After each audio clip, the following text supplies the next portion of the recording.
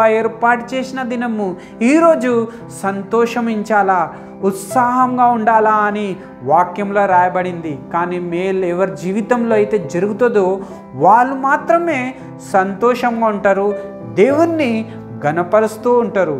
కానీ ఈరోజు యెహోవా ఏర్పాటు చేసిన దినము అయితే కొంతమంది చాలా బాధలు కూడా ఈరోజు ఉంటారు. కొంతమందికి ఎవరినో పొడగొట్టుకుంటారు, కొంతమంది ఫెయిల్ అయిపోతారు, కొంతమంది వివాహం విడిపోతుంది, డివోర్స్ అయిపోతుంది, కొంతమంది ఉన్న ఇల్లు వెళ్ళిపోతాయి, కొంతమంది కొన్న కార్లు లోనోలు పట్టుకొని వెళ్ళిపోతారు. వాళ్ళకి చాలా దుఃఖమైన రోజు. ఓ బ్రదర్ అండ్ సిస్టర్, ఒకవేళ మీ జీవితంలో కూడా అలా జరుగుతుంది అంటే ఈరోజు దేవుడు ఈ వాక్యంతో మాట్లాడుతున్నాడు.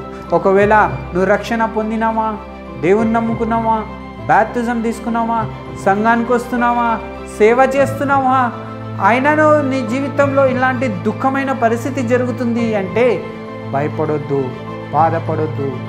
ఎందుకంటే వాక్యంలో ఏం రాయబడిందంటే ఈరోజు యెహోవా ఏర్పాటు చేసిన దినము, ఈరోజు మనం సంతోషించాలా, ఆనందించాలా అని దేవుని వాక్యంలో రాయబడింది. చాలామందికి ప్రశ్న ఉంటుంది, అయ్యో అన్నీ పొడగొట్టుకున్నాను, అన్నీ దుఃఖమే, బాధనే, దుఃఖమే, అన్నీ ఏది కూడా సరిగా లేదు, మంచిగా చేయడానికి పోతే అది ఉల్టా అయిపోతుంది, ఎలా అని వాళ్ళు అనుకుంటారు. ఓ బ్రదర్ అండ్ సిస్టర్, ఎలా సంతోషించాలా?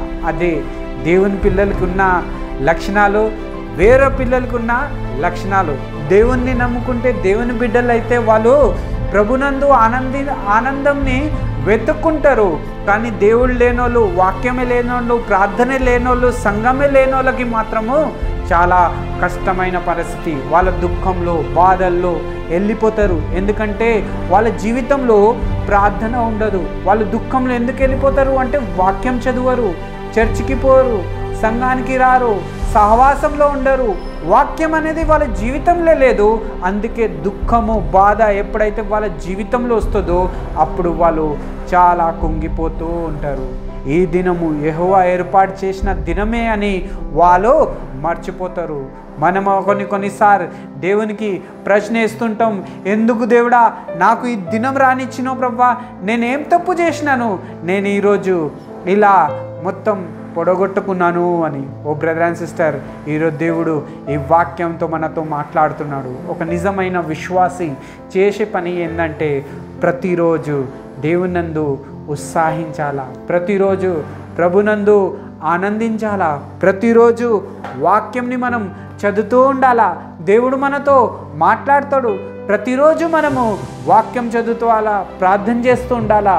అదే దేవునిలో ఉండే సంతోషం ఎలాంటిదో అది ఎవ్వరు మనకి ఇయ్యలేరు. ఓ బ్రదర్ అండ్ సిస్టర్, ఫ్రెండ్స్తో కలుస్తాం, కొంచెం సేపు, 1 గంట 2 గంటల సేపు వాళ్ళతో టైం స్పెండ్ చేస్తాం, తర్వాత తిరిగి ఇంటికి వచ్చేస్తాం.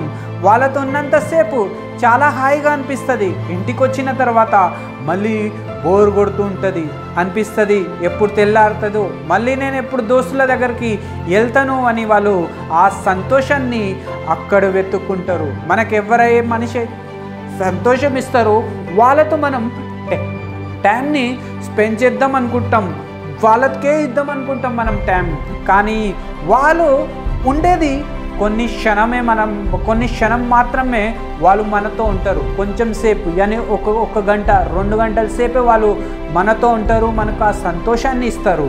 కానీ బ్రదర్ అండ్ సిస్టర్, ఒకవేళ ఇదే పని మనం అందరినీ వదిలేసి వాక్యం చదువుకుంటే, ప్రార్థన చేసుకుంటే, సహవాసంలో ఉంటే ప్రభు మనతో ఎప్పటికీ మన తోడుంటాడు. ఆయన మనకి ఎప్పుడు వదిలేసి వెళ్ళిపోడు.